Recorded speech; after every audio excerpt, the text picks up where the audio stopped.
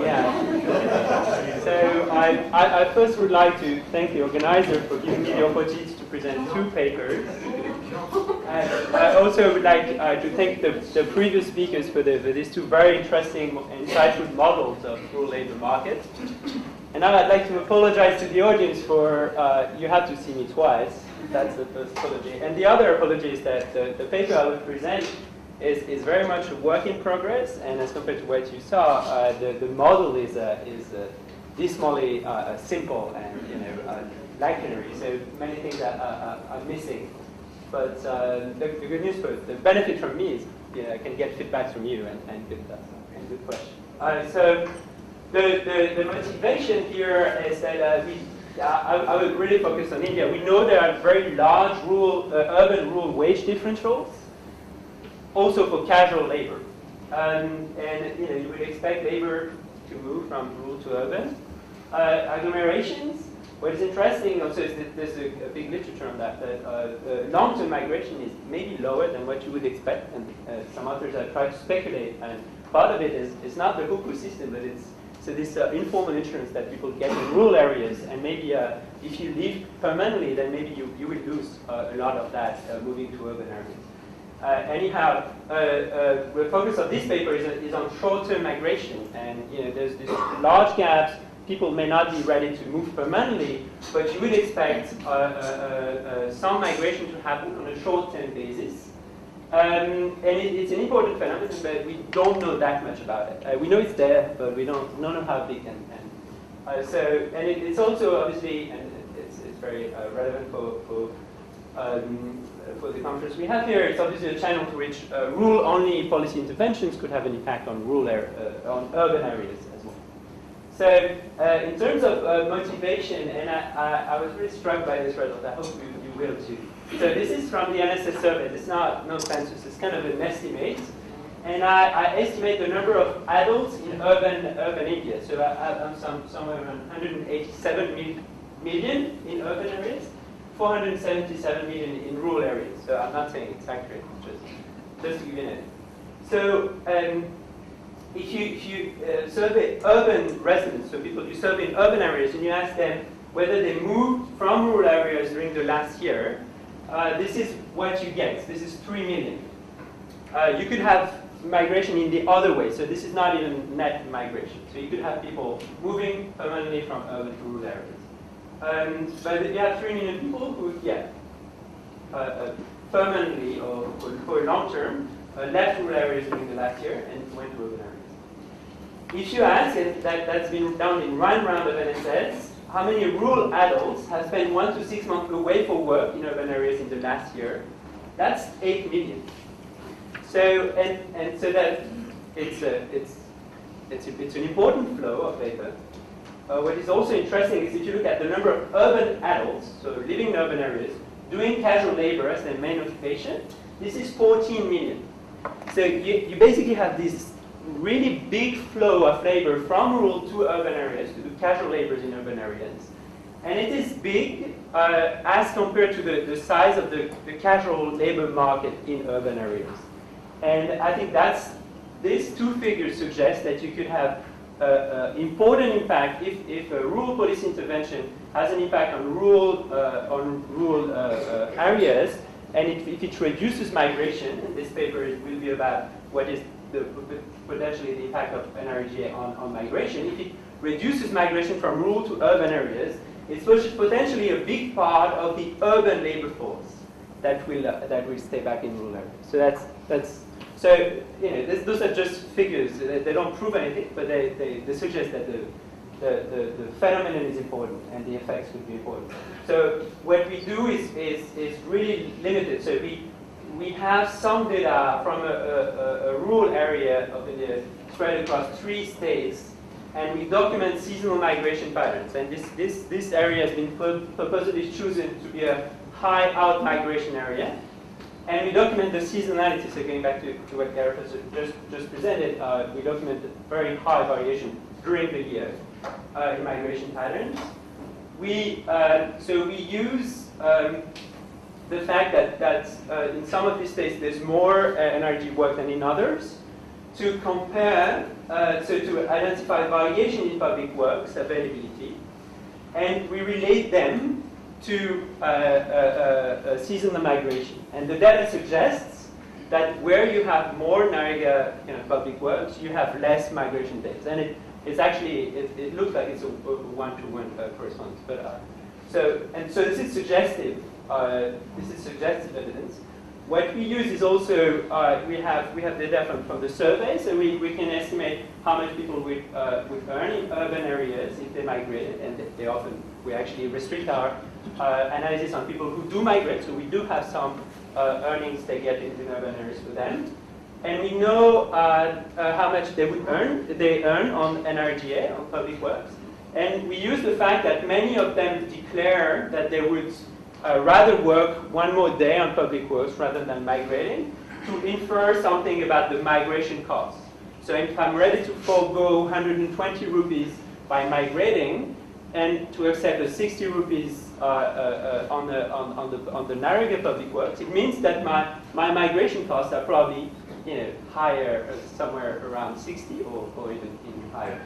So very preliminary works. I want to be careful about the statements I make, but this is just suggestive. So you don't need that. There's a monsoon in India. This is something I want to put too much emphasis on, but if you look at when people report, what rural adults report doing, and if you split it in 4 categories, so one is unemployment. Oh, I was available for work but didn't find anything, or I was in search for work, didn't find anything. Not in the labor force, or doing some kind of private work, so either self-employed or a wage worker in the non-agricultural sector, or you're doing the same, self-employed or wage worker in the agricultural sector. So if you look at this by quarter of the year, I think the first thing that struck me is that there's nothing there. So people don't declare being more unemployed or being more available and not finding work during the slack season of agriculture. So the rainfall pattern was just to tell you that this is the peak agricultural season. This is the slack agricultural season. What we do see is during the second quarter, we see that people report doing less of agricultural work and doing more of non-agricultural work. So the difference is not huge, but it suggests that there's a switch between agricultural and non-agricultural occupation during that time of the year. And it's not something you're familiar with, but this is just to show, so here I'm comparing 2004-5 and 2009-10, so the more recent data. And the stats in other states, the comparison doesn't fit in, but there's still nothing happening in the states where nothing was happening before. But in the states where something is happening, really, you have this strong spike in NREGA employment during the second quarter of the year. So during that period of time where workers have less things to do in the agricultural sector and moving to non-agricultural occupations. So this is our survey sample. So we focus on. So we have. So the way we did it was we have a sample. So I should say John Papp is really the one who's performed this wonderful data collection.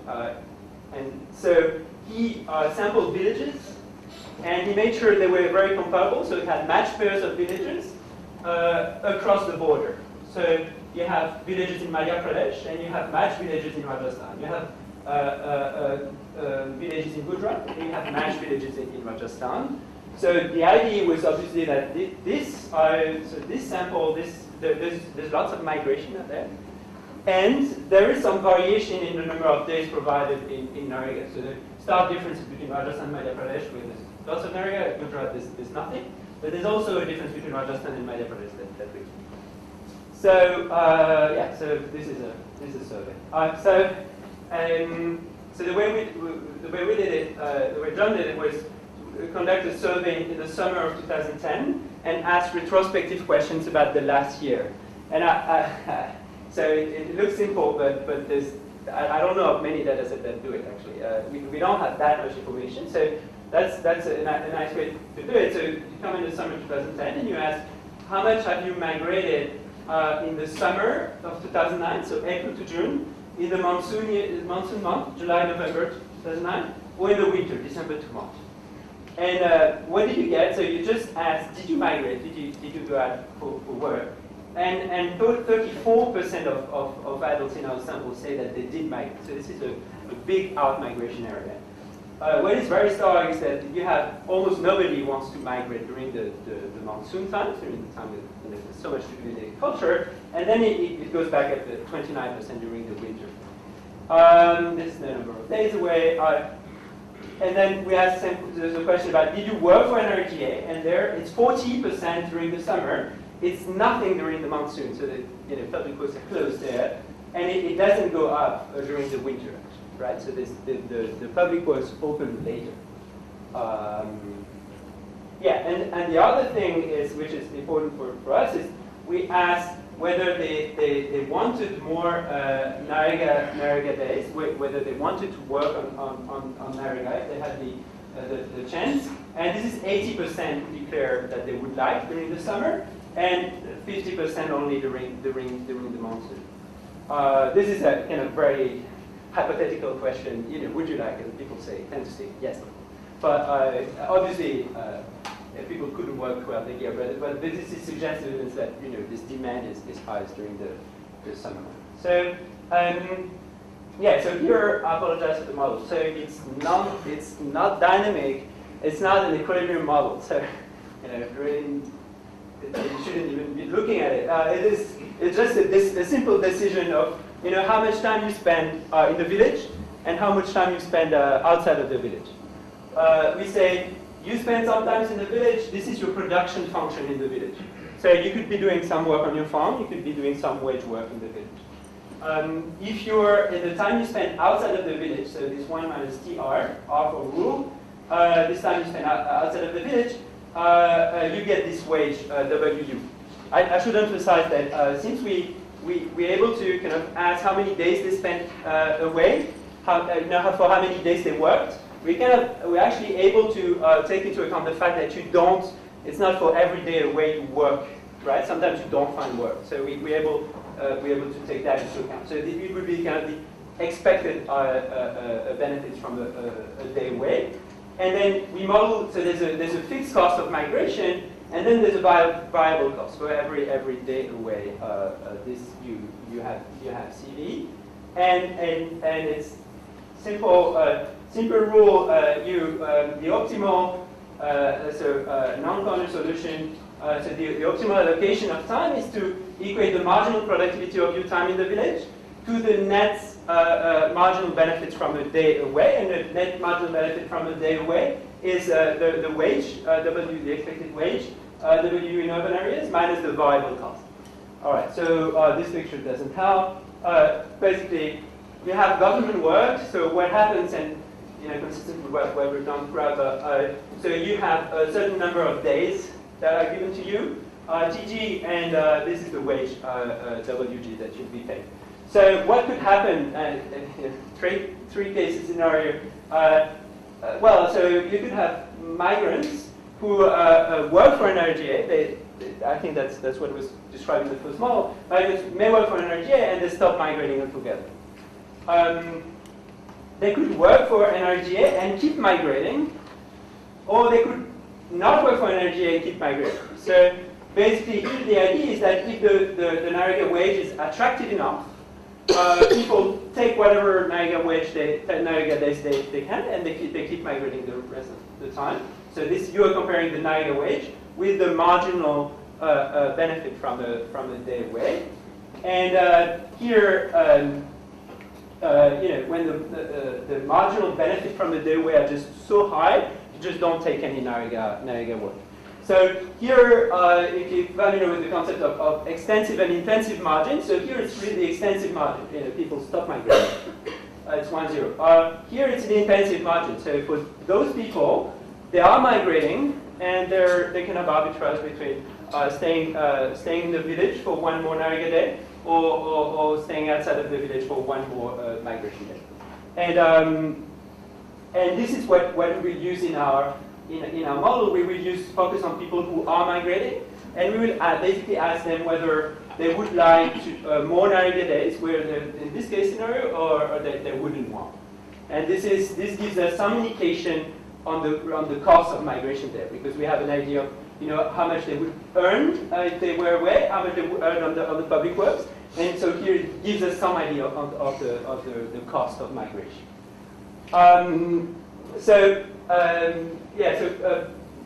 Briefly about migration and NREGA, I think you could think of a model where there's some specialization going on, and the people who migrate and people who take up the public works, the NREGA days, are just different sets of people, right? So it could be different workers, have high skill, and good wages in urban areas. I don't really care about this public works program. It could be, and there's a dimension that's completely absent from what I present. It could be a household thing. So you take the public works, I take the migration. I migrate. What is interesting is that at the individual level, you do have a fair share of the people who migrate. So you have 34% of people in total who migrate. Fair share of them, so a third of them, actually do some work on NREGA, so 12%.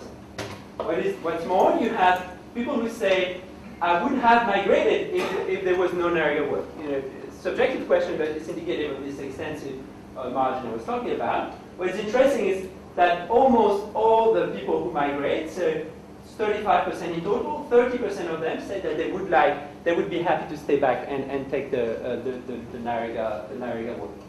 So what is interesting is that these figures are highly seasonal. So basically, what we do is to work on the seasons separately.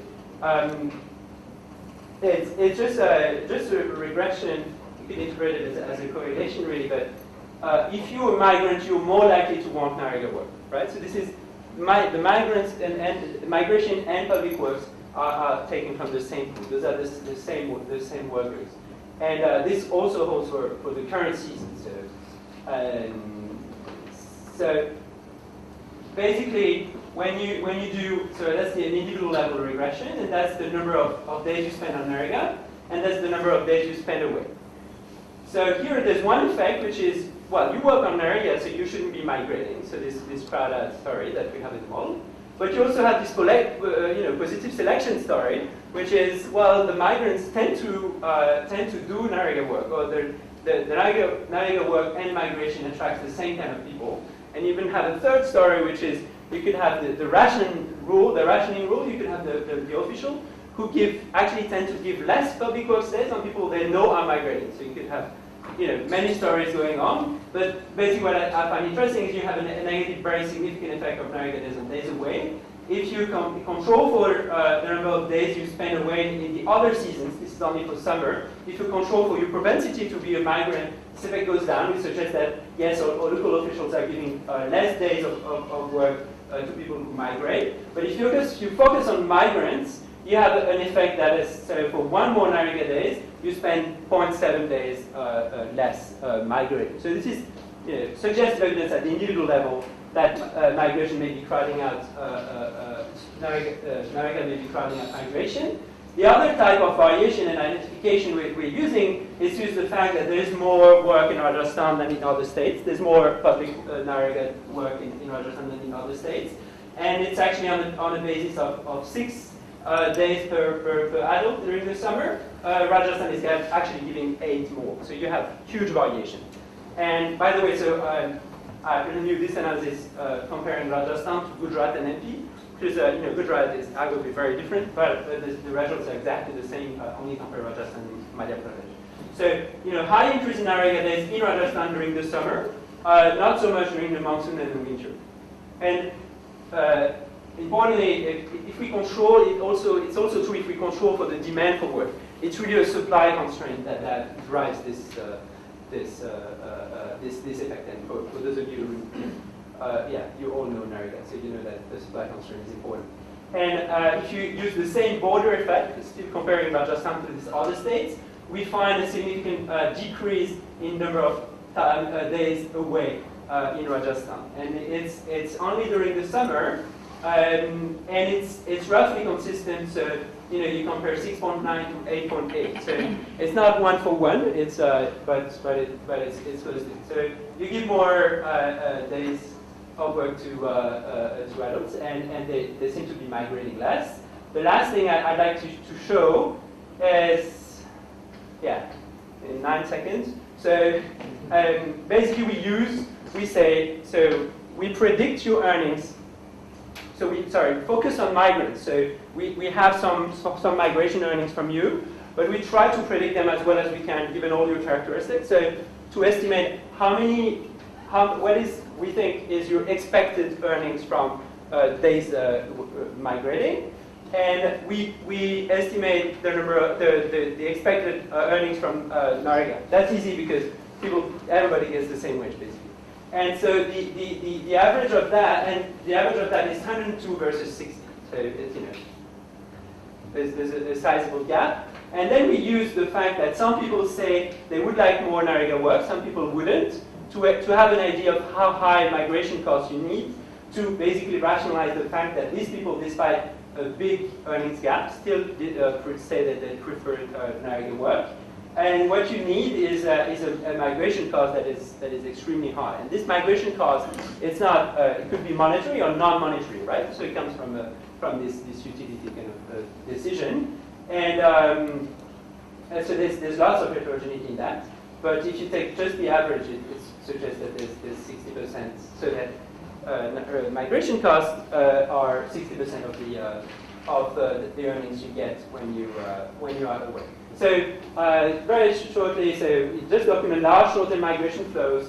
It's very seasonal. We document the seasonality of NREGA employment, and using this variation in implementation across states, we have some evidence that NREGA reduced short-term migration, and we use what people declared that preferred. We use to estimate some of the migration costs. I just wanted to say the thing that we obviously, what I'm trying to think about is like how to extend this picture, outside of this more sample frame, to try to look at and map the short-term migration flows and try to think of the effects of NREGA had on urban labor markets. Any suggestion and help would be appreciated. Thank you.